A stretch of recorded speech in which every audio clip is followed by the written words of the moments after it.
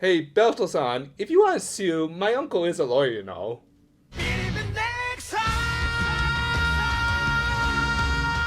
We opened this week at a bar where, of course, our Sunday morning heroes were all drinking non-alcoholic beverages, even though I'm pretty sure they're all over the legal drinking age. Though apparently they were able to own guns in a country where that's completely illegal, but semantics, I guess. But yeah, they were there to meet Homura, who was still looking to have their respective robo-buddies talk it out, but this Ash didn't want to reunite with his Gary. Though in their case, they did have the interesting twist in that they were also former teammates who had planned to compete in the Big Bang Grand Prix. Boonboomger はもともと私とブンドリオがで使っていたチーム名だ。 So, do you want to sue too? Because my uncle does have some associates. Meanwhile, the Hashan were trying to get into shape with some pretty lightweight exercises. Like, I'm obviously not a gym guy myself, but come on, even I can lift and run more than that. However, while they were distracted, Cannonborg had modified their little prop friend without his consent because, in case you forgot, Orochimaru XP.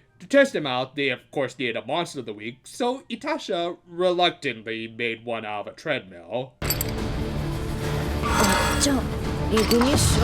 Yeah, we all had that same reaction when Symphogear XDU was being shut down. Of course, with this sort of monster, they just had to bring back those steroid mongers from a previous episode because I guess someone on staff enjoys these nightmare faces.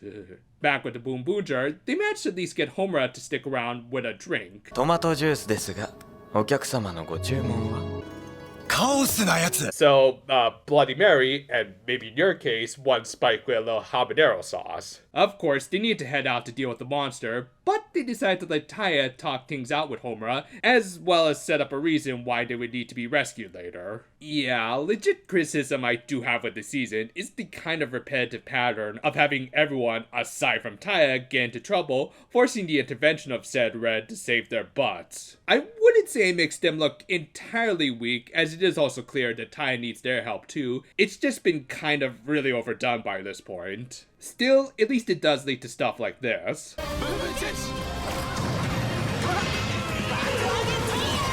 Okay, seriously, why does the season insist on having so many good transformation sequences? Anyway, Taya and Homura's talk did lead to some other interesting revelations, including how Dorio and Diesel actually raced each other to decide the name of their team, and thankfully the former one, because Boonboomger doesn't sound nearly as marketable. However, for some reason, Dorio admitted that was the only W he had gotten over his rival, and he didn't seem all that proud over it. Combine that with his previously established revoked license, and something certainly feels amiss. Hell, from Diesel's point of view, it even seemed like his rival had faked his own death. So, should I start brewing the tea now or later?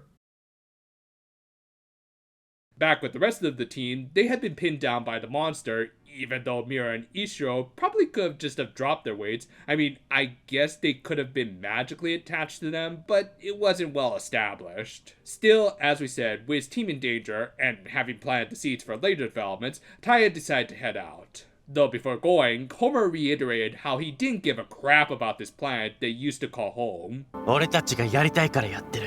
そういうの大嫌いだ。 Of course, after an exchange like that, even an antagonistic Sixth Ranger had to join in. Granted, he still had to play it up like a job. 今なら初回無料でお得だぞ。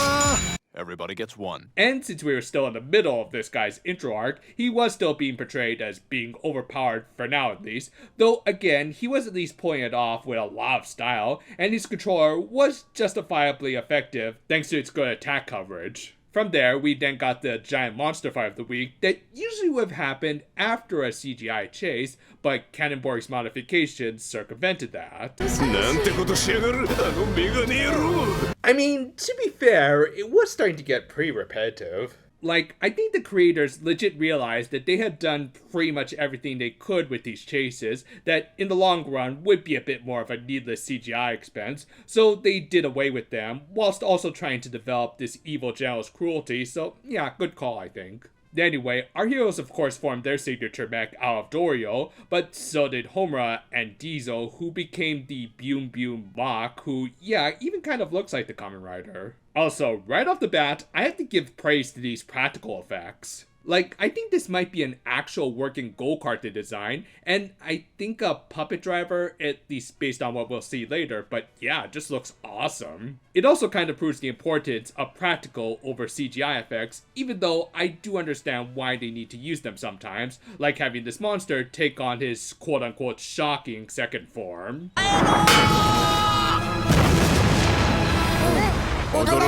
Well, there's another one for the meme file. Though, while some of these initial bits of Mach landing on the treadmill were clearly CGI, they then mostly went practical, which, wow, does this look good. Like, again, I think the driver part is a puppet, otherwise a suit actor would be going through hell in this scene, but yeah, I love practical effects like this. Anyway, they did eventually stop the treadmill by pressing a button, though I think you can also pull the tab if things were getting too intense. Diesel did end up losing a tire in the process, but kind of ironically, since his pilot was more dressed like a pit crew guy, Doyle ended up replacing it for him. Obviously, it was meant to help mend their strained relationship in simple yet effective exchange, like a soldier helping an ally in a war. With that though, we then got a pretty cool new finisher.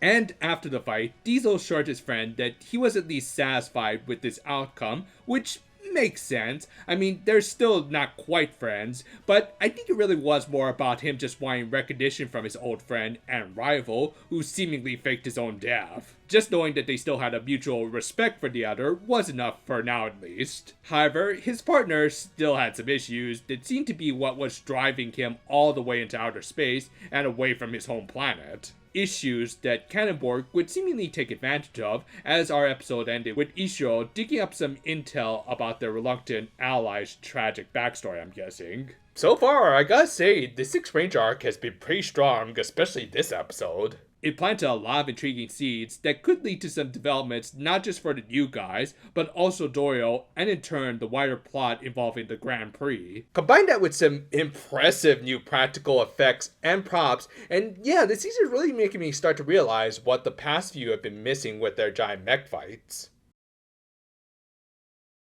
While I will admit, at this point at least, the individual stories of the show aren't particularly interesting, at least compared to what came immediately before, they're still pretty good, and at least advancing the main plot of Doyle's mysterious past and the Big Band Grand Prix nicely. They're telling us just enough to keep us interested, but also building intrigue as to why the baseball cap mech doesn't want to talk about his past. As a result, it also does lead to some interesting conflicts, like his old teammate and rival coming back to confront him, and yeah, while the resolution in this episode was a little rushed, it at least gave them some closure. Meanwhile, Homura, while not getting quite as much focus, we did at least get some good hints into his issues with Earth that'll likely be explained next week. And I gotta say, this season has brought back a lot of style into Super Sentai that has been kind of missing in the previous seasons. From some impressive transformations to just the fact that there's a lot more practical effects with a little CGI for stuff that's physically impossible. Again, a sequence where a go-kart mech is on a treadmill with a ton of exploding garbage being thrown his way could have easily been done in CGI and would have been justified, and yet they took the extra steps and gave us stuff like this that's just a visual treat. I really hope we get to see more of this go-kart because it's awesome. And overall, this was a great continuation to the Violet Warriors debut. Next week might resolve Homura's arc, but there's still a bit more to Doyo's story that'll hopefully lead to an interesting resolution and not spring a flat along the way. With the new anime season coming up pretty much next week, I think we should just do a quick little video discussing what we'll be watching and possibly covering for this channel. Yeah, just to raise those views a little, because you can't force me to want to review Wonderful Precure every week, we're planning to cover a couple new shows for the upcoming season. I think they'll be pretty good, and they will be good subjects for analysis to say the very least. So look forward to it. Until then though, farewell for now my friends, and if you'll excuse me, I'm gonna help mitigate a few little lawsuits.